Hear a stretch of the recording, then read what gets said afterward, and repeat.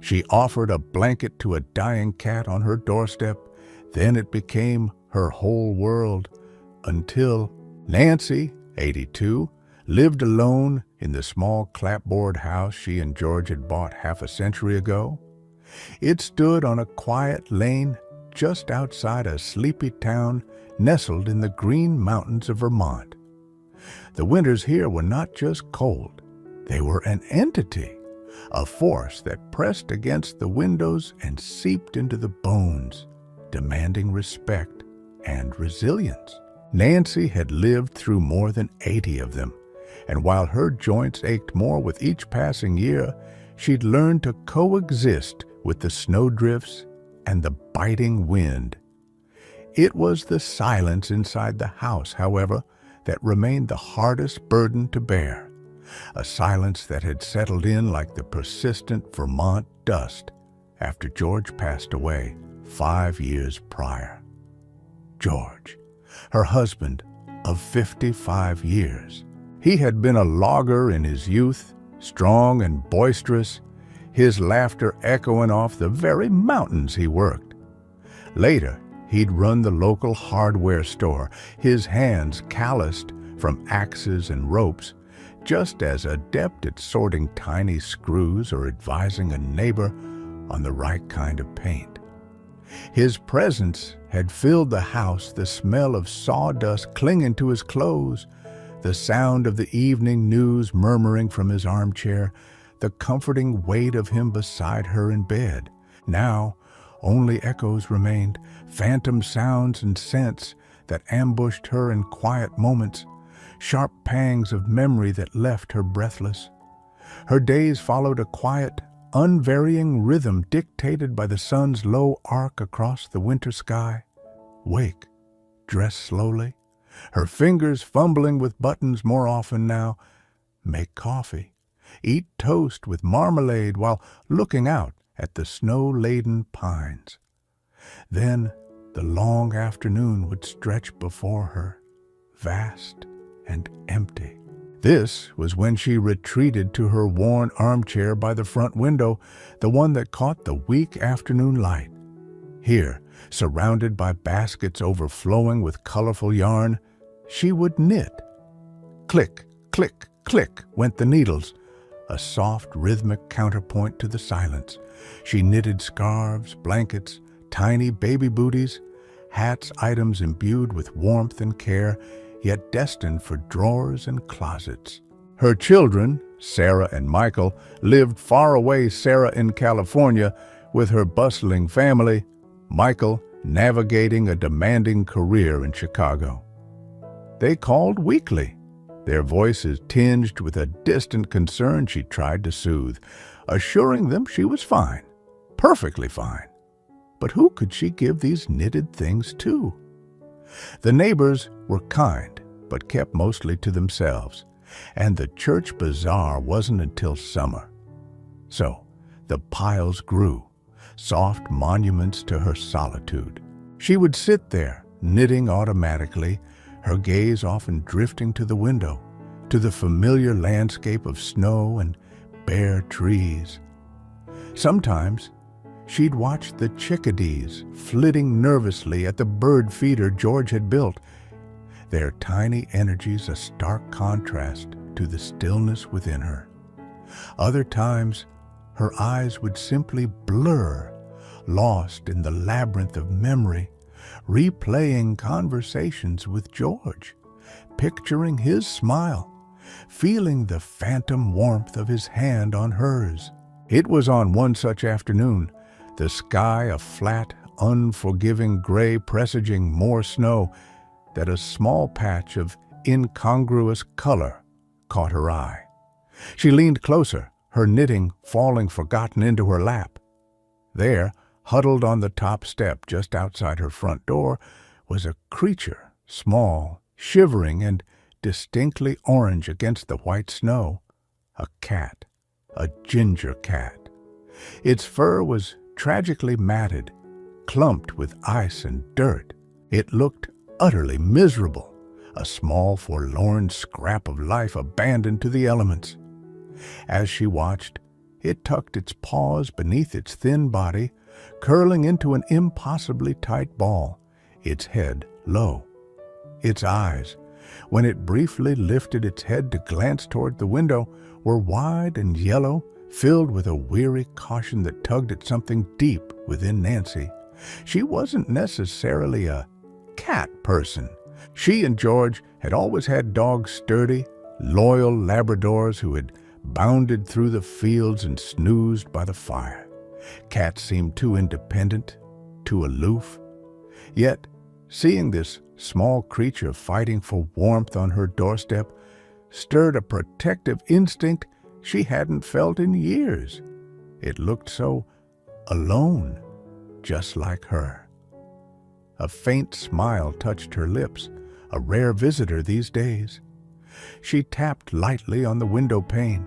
The cat flinched, its yellow eyes darting toward the sound, assessing the potential threat. But it didn't run. It seemed too exhausted, too cold, perhaps too resigned to its fate. It simply lowered its head again, pressing itself tighter against the frigid wood of the step. Nancy looked around her quiet living room. The grandfather clock ticked solemnly in the corner, measuring out the silent minutes. The fire crackled softly in the hearth, casting flickering shadows. On the sofa lay a thick wool blanket she had finished just the night before, a complex pattern of blues and greens, soft and undeniably warm. It had no recipient, no purpose beyond keeping her hands busy. Slowly, carefully, she rose from her chair, her hip twinging in protest. She picked up the blanket, its weight familiar and comforting in her hands. Taking a deep breath against the anticipated rush of cold air, she walked to the front door and opened it just wide enough to step out onto the small covered porch. The wind immediately bit at her face, carrying fine, sharp snowflakes. The cat tensed, watching her every move, poised for flight. "It's all right, little one," Nancy murmured, her voice raspy from disuse. "Just trying to help." She moved slowly, deliberately avoiding sudden movements. She bent down a more difficult task than it used to be and gently laid the folded blanket on the step, a few inches away from the huddled ginger form. The cat stared at the offering, then back at her, uncertainty flickering in its yellow eyes. Nancy didn't press it. She simply gave it another soft look, then retreated back inside, closing the door quietly but firmly against the cold. She didn't return immediately to her chair by the window, not wanting to seem like she was watching too intently. Instead, she busied herself tidying the already tidy mantelpiece, rearranging photos of George, Sarah, Michael, and grandchildren she rarely saw.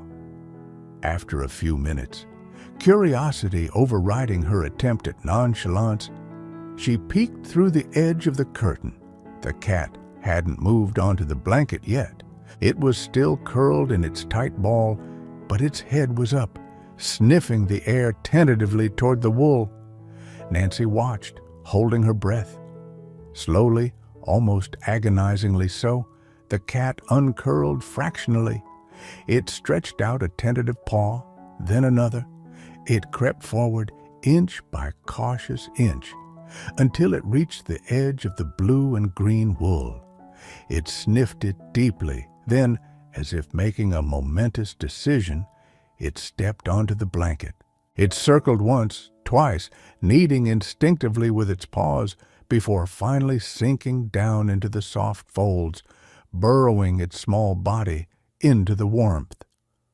A tiny sigh seemed to escape it, lost in the wind. Nancy let out the breath she hadn't realized she was holding. A warmth spread through her chest, unexpected and welcome. She went back to her chair, picked up her knitting, but found herself glancing towards the door more often than at her stitches. The small ginger lump on her doorstep was a tiny, fragile spark against the vast, cold indifference of the winter afternoon.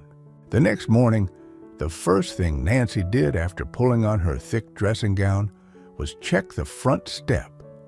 The blanket was still there, dusted with a fresh layer of overnight snow, but slightly rearranged, bearing the faint impression of a small curled body.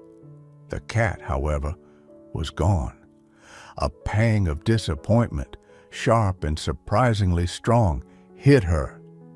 She shouldn't have expected anything, she told herself sternly as she made her coffee.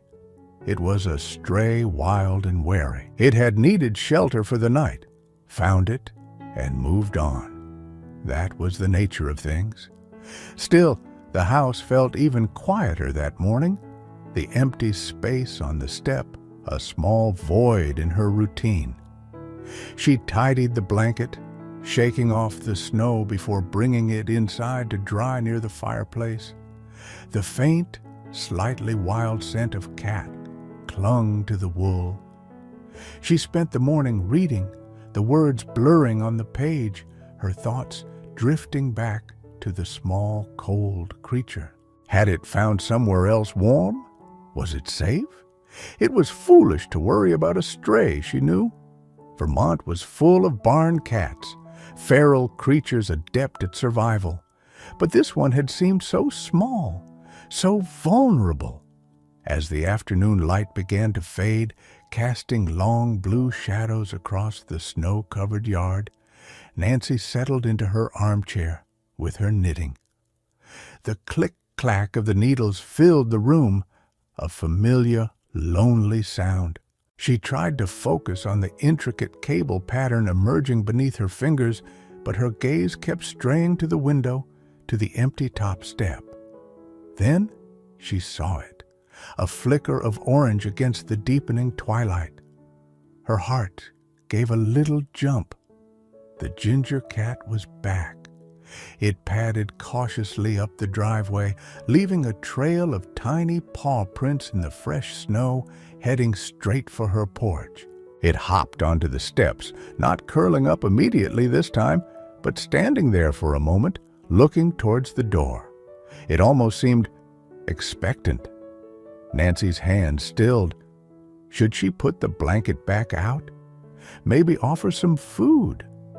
She remembered a can of tuna in the pantry, bought on a whim months ago. Before she could decide, the cat did something unexpected. It lifted a small paw and tapped lightly, tentatively, on the bottom panel of the door. Once, twice. Tap, tap. It sounded impossibly loud in the quiet house. Nancy stared, astonished. Was it asking to come in, or just greeting her in its own feline way? Hesitantly, she rose and went to the door. She opened it a crack, peering out. The cat didn't bolt. It looked up at her, its yellow eyes wide and luminous in the dusk. It let out a tiny, questioning meow, a sound barely louder than a sigh.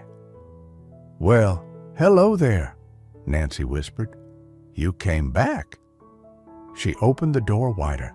The cat hesitated for only a second before stepping purposefully, if cautiously, across the threshold and into the warmth of the house.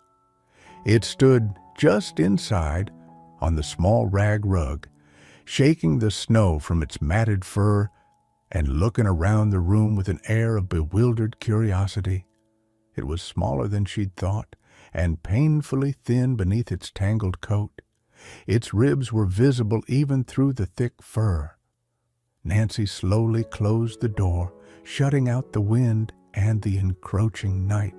The cat watched her, alert but not panicked. "You must be hungry," she murmured, heading towards the kitchen. She found the can of tuna, opened it, and spooned a small amount onto a saucer she normally used for tea bags. She placed it on the floor near the hearth, a safe distance from herself. The cat approached the saucer cautiously, sniffed the tuna, and then began to eat, with a desperate, gulping hunger that spoke of days, perhaps weeks, of scarcity. Nancy watched from her armchair, a lump forming in her throat. While the cat ate, she studied it more closely. Its ginger fur was patchy in places, and one ear was slightly torn at the tip, testament to a hard life outdoors. Yet there was a certain dignity in its posture even as it devoured the food. When it had finished licking the saucer clean, the cat meticulously washed its face and paws, then looked around the room again. Its gaze fell upon the fireplace, where the flames danced merrily. With newfound confidence, it padded over to the hearth rug, the thick braided one George had always favored, and curled up, tucking its nose under its tail, letting out a soft, rumbling purr that was surprisingly loud in the quiet room. It seemed utterly exhausted, yet finally safe. Nancy stayed in her chair, knitting, forgotten, simply watching the rise and fall of the cat's thin flank. The silence in the house was different now. It was still quiet, but it wasn't empty. The soft purring, the presence of another living, breathing creature sharing the warmth, subtly shifted the atmosphere. It was company. As the days turned into weeks, a new routine began to establish itself, hesitantly at first, then with growing confidence. The ginger cat didn't leave. It explored the small house cautiously, sniffing at furniture legs, peering into corners, occasionally batting at a loose thread on the rug with surprising bursts of kittenish energy. Nancy started leaving the door slightly ajar during the day, thinking it might want to go out, but it rarely ventured further than the porch, always scurrying back inside at the slightest unfamiliar noise or gust of wind. It seemed the warmth and security of the house were preferable to the harsh uncertainties of the outside world. She bought proper cat food at the general store in town, along with a litter box, feeling slightly self-conscious as Mrs. Gable, the proprietor who knew everyone's business, raised an eyebrow. "Getting a feline friend, Nancy?" she'd asked, her tone implying surprise. Nancy had just nodded, murmuring something about a stray needing shelter. The cat, for its part, seemed to be settling in, though it remained cautious. It would accept food and warmth, allow Nancy to be near, but flinched initially at sudden movements or loud noises. It spent most of its time sleeping, curled on the hearth rug or, increasingly, on the blue and green blanket which Nancy had placed near the fireplace. Its matted fur began to smooth out slightly with the regular food and warmth, revealing faint tabby stripes beneath the dominant ginger color. Nancy found herself talking to the cat, narrating her day in a low murmur. "Time to put the kettle on," she'd say, or "Look at that snow coming down again." The cat would twitch an ear or open one yellow eye, acknowledging her voice without alarm. It was easier than talking to the empty air. One afternoon, as Nancy sat knitting, lost in thought, she felt a tentative weight land softly on her lap. She looked down, startled. The ginger cat had jumped up and was now cautiously arranging itself amongst the folds of her woolen skirt and the half-finished scarf. It kneaded gently for a moment, its claws carefully retracted, then settled down with a deep sigh, closing its eyes. Its purr vibrated faintly through Nancy's legs. Tears pricked Nancy's eyes. It was such a small gesture, yet it felt momentous. It was an offering of trust, a bridging of the gap between her loneliness and its wildness. She slowly, carefully lifted a hand and gently stroked the cat's back. Its fur was surprisingly soft beneath the lingering mats. The cat didn't flinch. Instead, it arched its back slightly into her touch, purring louder. She still hadn't named it. It felt presumptuous somehow to label this small creature that had wandered into her life by chance. But as the days grew colder and the bond between them deepened, the namelessness felt increasingly awkward. One particularly frigid morning, Nancy woke to find the cat not on the hearth rug, but curled at the foot of her bed, a warm weight against her chilly feet. She watched it sleep, its small body relaxed, breathing evenly. Its fur, in the pale morning light, filtering through the frosty window pane, glowed like warm honey, like a piece of polished amber. "Amber?" she whispered, the name coming to her suddenly, fitting the cat's coloring and the quiet warmth it brought into the house. "Do you like that name? Amber?" The cat stirred, stretching languidly. It opened its yellow eyes, blinked slowly, and then, as if in answer, rubbed its head firmly against her outstretched hand, its purr starting up like a tiny, contented motor. Nancy smiled, a genuine, heart-lifting smile. Amber. It felt right.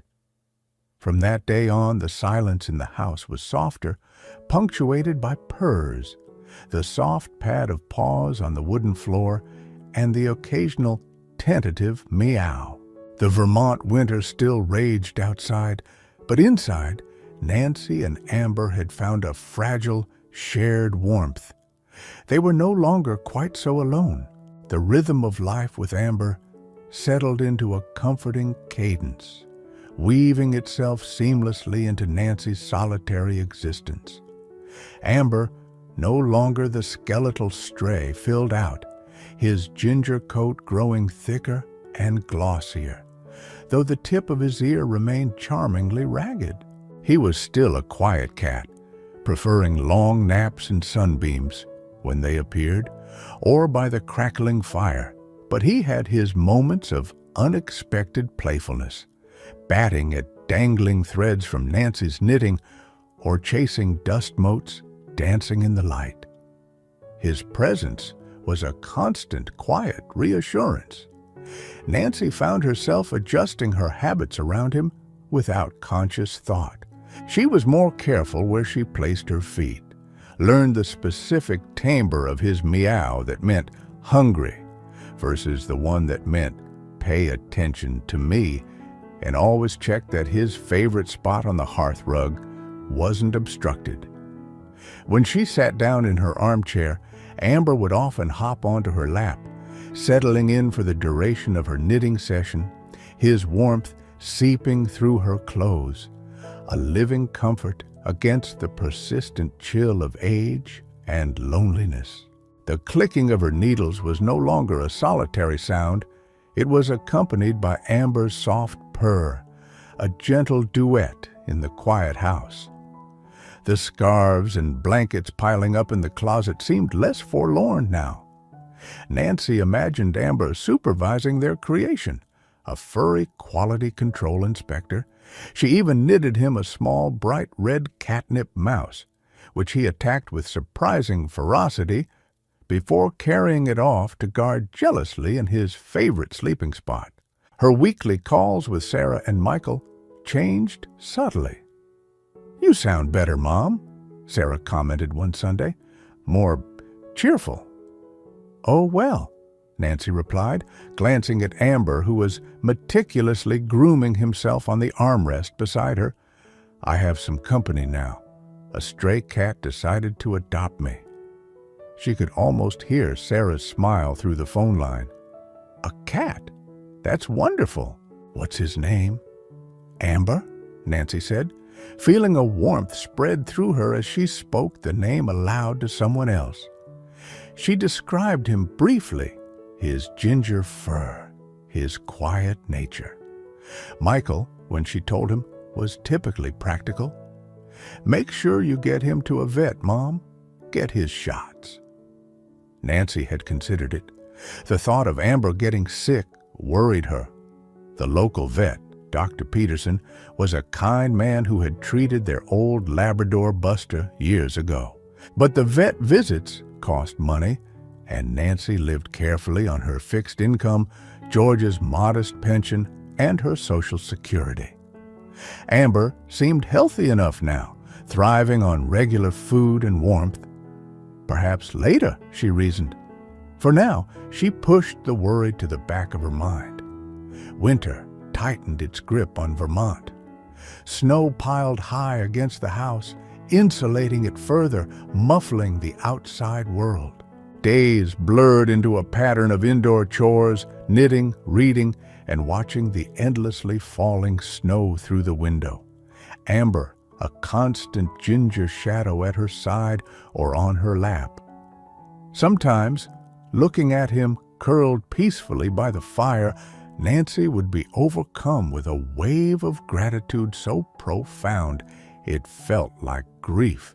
Gratitude for this small creature who had wandered into her life and eased the sharp edges of her loneliness, but also grief for George, for the life they had shared, for the warmth that Amber could soothe but never replace.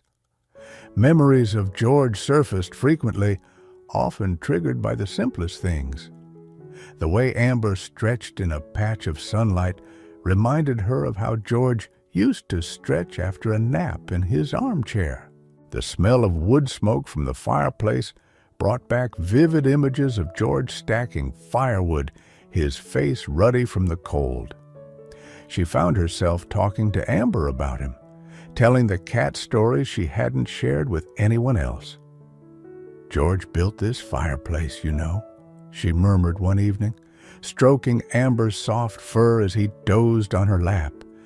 His hands were so clever, he could fix anything. Amber purred, twitching an ear as if listening. He loved the winters, strange as it sounds, loved the quiet of it, the way the snow changed the landscape. She fell silent, lost in the image of George coming in from the cold, stamping snow off his boots, his cheeks flushed, his eyes bright. One particularly harsh storm blew in, a nor'easter that raged for 2 days, cutting them off completely. The wind howled like a hungry wolf around the eaves, rattling the window panes, and the snow drifted up past the windowsills. The power flickered ominously several times before finally going out on the second evening, plunging the house into sudden darkness and silence, save for the roar of the wind. Nancy's heart clenched with a familiar fear. She hated power outages, the feeling of vulnerability, the chilling cold that inevitably crept in. George had always handled these situations with calm competence, lighting oil lamps, checking the generator, a luxury they couldn't afford anymore, and reassuring her. Now she was alone, or rather, almost alone. In the near total darkness, illuminated only by the dying embers in the fireplace, she felt a soft brush against her leg. "Amber." He let out a low, questioning meow. "It's all right, Amber," Nancy whispered, her voice trembling slightly. "Just the power." She fumbled for the emergency candle and matches she kept on the mantelpiece. Her hand shook as she tried to strike a match. After several failed attempts, a small flame finally caught. She lit the thick candle, its flickering light casting huge dancing shadows on the walls, making the familiar room seem strange and menacing. The temperature in the house began to drop noticeably. Nancy pulled her thickest shawl around her shoulders and added another log to the fire, coaxing the embers back to life. Amber stayed close, rubbing against her ankles, his presence a small anchor in the disorienting darkness and cold. When she sat back down in her armchair, huddling close to the hearth, he jumped onto her lap, curling into a tight ball, seeking her warmth as much as she sought his quiet company. They spent the night like that, Nancy dozing fitfully in the chair, Amber a warm, purring weight on her lap. The wind shrieked outside, but inside, the small circle of candlelight, the crackling fire, and the presence of the little cat created a fragile pocket of warmth and companionship against the storm's fury. She wasn't entirely alone. She had Amber, and somehow that made the fear manageable. When the power finally flickered back on late the next morning, flooding the room with light and the hum of the refrigerator, the relief she felt was immense, mingled with a deeper appreciation for the small creature who had weathered the storm with her. As the worst of the winter began to recede, replaced by the muddy, unpredictable days of early spring thaw, Nancy felt a restlessness stir within her. It had been years since she'd visited the old covered bridge down by Miller's Creek, a place she and George had often walked to in warmer months. It held poignant memories, picnics, quiet conversations, stolen kisses in their youth. One unexpectedly sunny afternoon, she decided to drive there. It wasn't far, but she rarely drove anymore, preferring the familiarity of her home. She packed a thermos of tea and a couple of cookies. Amber watched her preparations with curious yellow eyes from his perch on the windowsill. On impulse, she found an old sturdy carrier in the attic, dusted it off, and coaxed a reluctant Amber inside with the promise of treats. He protested with mournful meows, but settled down once the carrier was securely belted into the passenger seat. The drive was slow, Nancy's hands gripping the wheel tightly. The familiar landscape looked different from behind the windshield. When they reached the bridge, she parked the car and turned off the engine. The sound of the rushing creek, swollen with meltwater, filled the air. She looked at Amber in his carrier. "We're here, Amber," she said softly, "a special place." She didn't take him out of the carrier, knowing he'd likely be frightened by the unfamiliar surroundings and sounds. Instead, she rolled down the window slightly, letting in the scent of damp earth and pine and the sound of the rushing water. She poured herself a cup of tea from the thermos and sat there for a long time, looking at the weathered wood of the bridge, the sunlight dappling through the trees, the water swirling below. Memories washed over her. George skipping stones across the creek as a young man, their children laughing as they ran across the bridge planks. A quiet moment years later, just the two of them, watching the sunset paint the water gold. The sadness was profound, a deep ache in her chest, but it was tempered by a gentle sweetness. Amber watched her quietly from his carrier, occasionally blinking his large eyes. "He loved this place," she told the cat, her voice thick with emotion. "We were happy here." She didn't stay long. The memories were too sharp. The contrast between the vibrant past and the quiet present too stark. Driving home, with Amber silent in his carrier beside her, Nancy felt a familiar melancholy settle over her. She was grateful for Amber, for his quiet companionship that filled the empty spaces in her days. But she was also keenly aware of her own fragility, of the relentless passage of time. She worried about what would happen to Amber if something happened to her. Who would care for him? The thought was a cold knot in her stomach, a reminder that even shared warmth couldn't hold back the encroaching shadows forever. Spring eventually unfurled across the Vermont landscape, tentative at first, then bursting forth in a riot of green. The snow melted, the days grew longer, and the air carried the scent of damp earth and budding leaves. Nancy opened the windows. Letting the fresh air chase away the last vestiges of winter's confinement, Amber, fascinated by the open windows, spent hours on the sills, his tail twitching as he watched birds and insects in the newly awakened garden.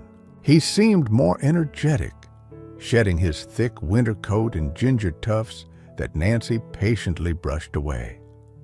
Nancy felt her own spirits lift with the changing season. The aches in her joints eased slightly in the warmer weather, and she found herself spending more time puttering in the small garden George had established years ago.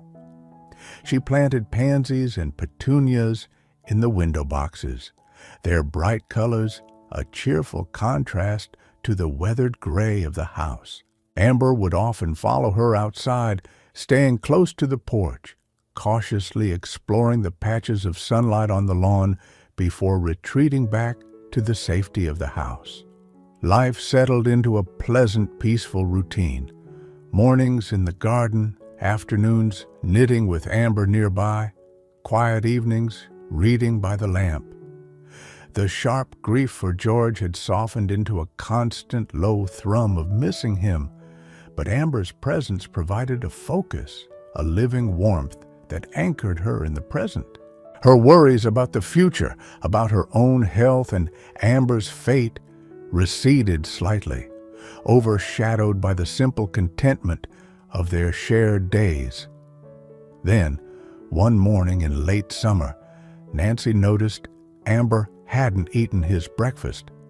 He normally attacked his food bowl with enthusiasm, but today the kibble remained untouched. He was listless, curled up on the hearth rug, not even reacting when a particularly bold squirrel chattered just outside the window. Nancy knelt beside him, stroking his fur.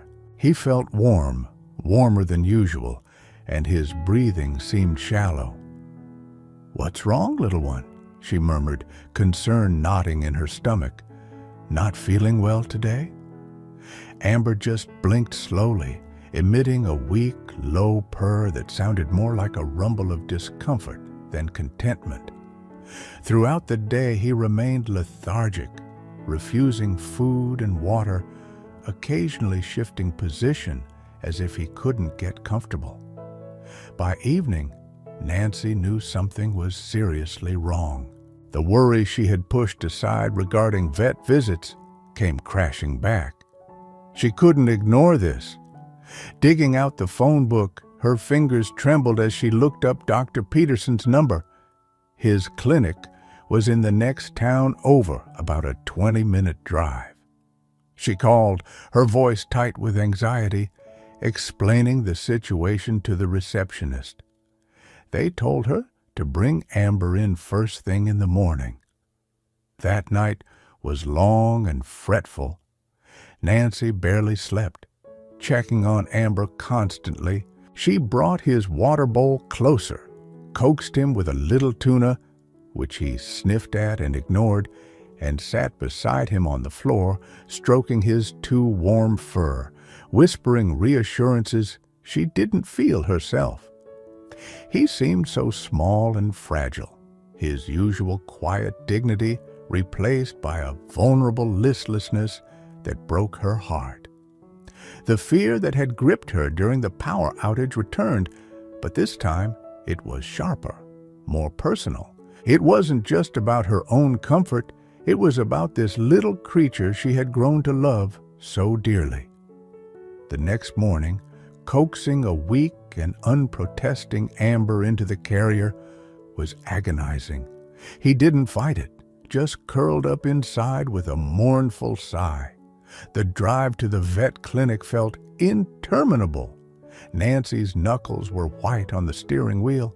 She kept glancing at the carrier, murmuring soothing words that sounded hollow even to her own ears. Dr. Peterson, gray-haired and kind-eyed, remembered Nancy, though it had been years since she'd brought Buster in. He handled Amber gently, his experienced hands examining the passive cat. "He's definitely running a fever. Dr. Peterson said, his brow furrowed. "And he seems dehydrated. Let's run some tests." Nancy sat in the small, sterile waiting room, clutching her purse, the smell of antiseptic sharp in her nostrils. The cheerful posters of happy pets on the walls seemed like a mockery. She stared unseeingly at a magazine, her mind racing. What could it be? An infection? Something worse? And the cost? Tests? Medication? Treatment? How would she manage? George's pension and her Social Security covered her basic needs, but there wasn't much left over for emergencies. She dipped into her small savings for a furnace repair last winter. Dr. Peterson came back into the waiting room, his expression serious. "Nancy," he began gently, sitting down opposite her, "Amber has picked up a nasty virus. It's fairly common in unvaccinated cats, especially strays who've had a rough start. He's quite sick. He'll need intravenous fluids to combat the dehydration, antibiotics, and careful monitoring." Will he be all right?" Nancy whispered, dread closing around her throat. "He's a fighter," Dr. Peterson said kindly, but his eyes held a note of caution. "But he's weak, and these things can be unpredictable, especially in older cats. Though it's hard to tell his exact age, we'll do everything we can, of course. He'll need to stay here for a few days at least." Then came the discussion of costs. As Dr. Peterson outlined the estimated expenses for the hospitalization, fluids, medication, and tests, Nancy felt a wave of dizziness. It was more than she could readily afford. Panic welled up. She thought of Amber, small and sick in a cage, needing her help. She thought of the empty house waiting for her. I don't know if I can," she started, the words catching in her throat, shame and helplessness washing over her. Dr. Peterson looked at her with understanding. He'd seen this situation many times before. "Nancy," he said softly, "let's focus on getting Amber stable first. We can work out a payment plan. We won't let cost be the reason he doesn't get the care he needs." Relief, potent and immediate, flooded through her, quickly followed by a fresh wave of worry for Amber himself. She nodded mutely, tears finally spilling over and tracing paths down her wrinkled cheeks. She authorized the treatment, her signature shaky on the consent form. Before leaving, she asked to see Amber one more time. He was lying in a small cage lined with soft towels, an IV drip attached to his tiny foreleg. He looked impossibly small and pathetic. He opened his eyes when he heard her voice, letting out a faint, weak meow. Nancy reached through the bars, stroking his head gently. "You be brave now, little one," she whispered, her voice choked with tears. "You get better and come home. I'll be waiting." Driving home alone, the empty carrier mocking her from the passenger seat, was one of the hardest things Nancy had ever done. The house felt cavernous, the silence pressing in on her with unbearable weight. She walked through the empty rooms, Amber's absence echoing in every corner. The hearth rug looked bare, the windowsill empty. There was no warm weight on her lap as she sat numbly in her armchair. The click-clack of her knitting needles, when she tried to pick them up, sounded jarringly loud and lonely. The next few days were a blur of anxiety. Nancy called the clinic twice a day for updates. Amber was holding his own, Dr. Peterson reported, but he wasn't improving rapidly. He was still refusing food, still weak. Each call left Nancy hovering between fragile hope and gnawing fear. She occupied herself with chores, scrubbing floors and cleaning closets with a frantic energy born of helplessness anything to keep her mind off the image of Amber alone in his cage. She calculated her finances again and again, trying to figure out how she would manage the vet bill, the worry a constant dull ache behind her eyes. The thought of losing Amber, of returning to the profound silence he had helped to fill, was almost unbearable. He had become more than just a cat. He was her companion, her confidant, the warm heartbeat in her quiet life. Losing him now would be like losing George all over again, in a different yet painfully familiar way. The days crawled by, each one measured by Nancy's anxious calls to the vet clinic. Amber's condition remained precarious. Some reports offered glimmers of hope, a slight decrease in fever, a flicker of interest in food only to be followed by setbacks. He remained weak, the virus stubbornly clinging on. Dr. Peterson was honest but kind, managing her expectations while assuring her they were doing everything possible. Nancy felt adrift. The vibrant greens of summer outside her window seemed faded, the birdsong muted. The house, once made warm by Amber's presence, now felt like an empty shell echoing her anxieties. She'd wander from room to room, her hand unconsciously reaching out to stroke phantom fur on the armchair or the hearth rug. She tried knitting, but her fingers felt clumsy, her mind unable to focus on the patterns. The colorful yarn seemed pointlessly bright. She spent hours sitting by the window, not looking out, but inward, reflecting on the past few months. It was strange, she thought, how deeply attached she had become to this small, stray creature. He had arrived as a shivering bundle of fur on her doorstep, a symbol of shared solitude, and had somehow become the quiet center of her world. He demanded little warmth, food, a gentle hand, but gave back so much more. His presence had been a buffer against the crushing weight of loneliness, a reason to get up in the morning, a warm body to share the silence with. She thought about George, too. His illness had been different, slower, a gradual fading that she had witnessed day by day. This felt sudden, brutal. With George, there had been time for goodbyes, for shared understanding, for a lifetime of memories to cushion the blow. With Amber, everything felt fragile, uncertain, snatched away too soon. The potential loss felt disproportionately large for such a small animal, but Nancy knew it wasn't just about the cat. It was about losing companionship itself, about facing that vast, echoing silence once more. The vet bills were mounting, a stark reality Nancy had to face. Dr. Peterson had been true to his word about a payment plan, but it would mean cutting back drastically, foregoing the small comforts she allowed herself, like her favorite brand of tea or the occasional new book. She didn't hesitate. Amber's life was worth more than any small luxury. She transferred money from her meager savings account, the number dwindling alarmingly. After nearly a week at the clinic, Dr. Peterson called. Nancy's heart leaped into her throat. "Nancy," he said, his voice gentle, "Amber took a turn last night. His breathing became labored.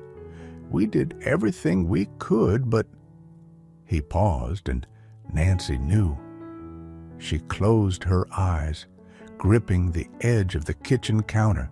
"I'm so sorry," Dr. Peterson continued softly. "He just didn't have the reserves to fight it off. He passed away peacefully early this morning." The words hung in the air, heavy and final. Nancy couldn't speak. A choked sob escaped her. Tears streamed down her face, hot and stinging. It wasn't fair.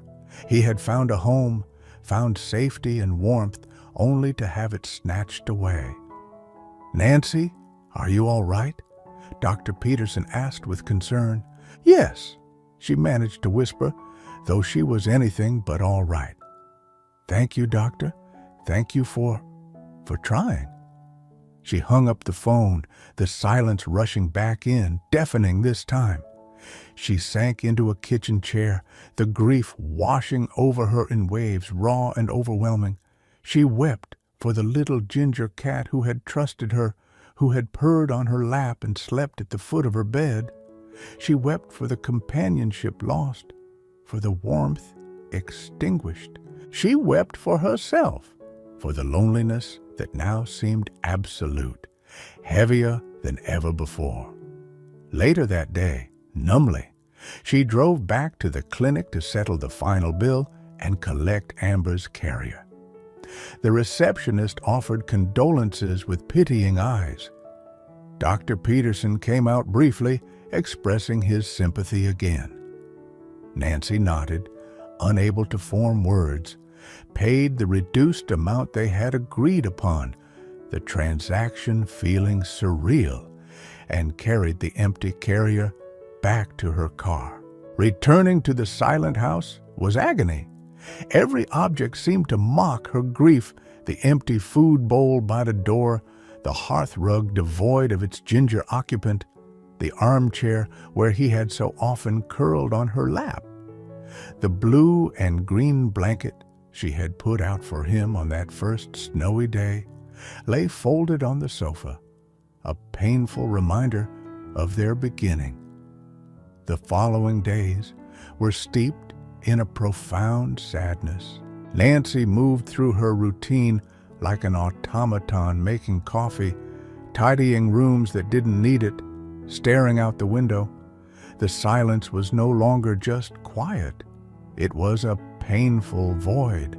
The clicking of her knitting needles when she finally forced herself to pick them up again sounded hollow, lacking its purring counterpoint.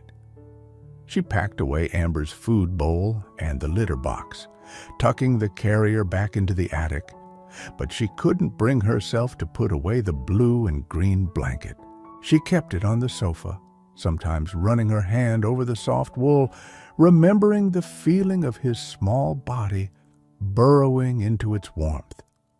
Her children called, concerned by the tremor in her voice. She told them about Amber, trying to keep her tone steady, but her grief was palpable even across the miles. They offered condolences, sympathy, suggestions. "Maybe get another cat, Mom?" Sarah offered gently. "No," Nancy said quietly but firmly. "Not now. Maybe not ever."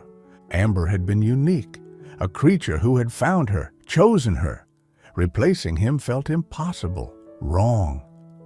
Autumn arrived, painting the Vermont hills in fiery shades of red and gold. The beauty felt distant, unreal.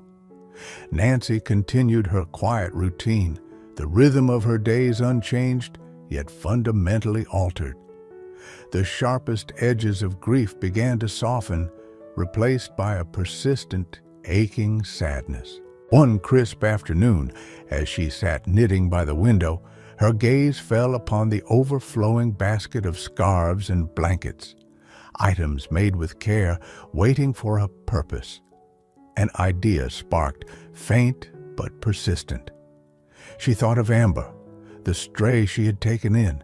She thought of the animal shelter in the nearby city, always in need of supplies. The next morning, she carefully folded the knitted items, the scarves, the baby booties, the colorful blankets, and packed them into large bags. She kept only one thing back, the blue and green blanket Amber had first burrowed into. That she folded carefully and placed at the foot of her bed. She drove to the shelter, the bags filling the passenger seat where Amber's carrier had once sat. The shelter was noisy, filled with the barking of dogs and the meows of countless cats waiting for homes. Nancy handed over her donations to a grateful volunteer. As she was leaving, she paused by a row of cat enclosures. Inside, Cats of all shapes and sizes watched her with wary, hopeful eyes. One small ginger kitten, startlingly similar to how Amber must have looked before hardship roughened him, blinked up at her. Nancy's heart ached, but she knew she wasn't ready. Not yet. Driving home, the late afternoon sun cast long shadows across the road. The house was waiting, silent as ever. But as Nancy walked through the door, the silence felt different somehow. It was still profound, still lonely, but it held echoes, now echoes of purrs, of soft paws patting on the floor, of a small, warm presence by the fire.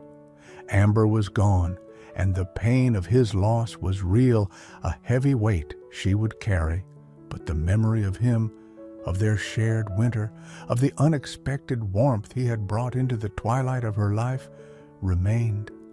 It didn't erase the loneliness, but it imbued the silence with a layer of bittersweet tenderness. She had loved and lost again, and though it hurt, she knew she wouldn't have traded that brief, precious companionship for anything.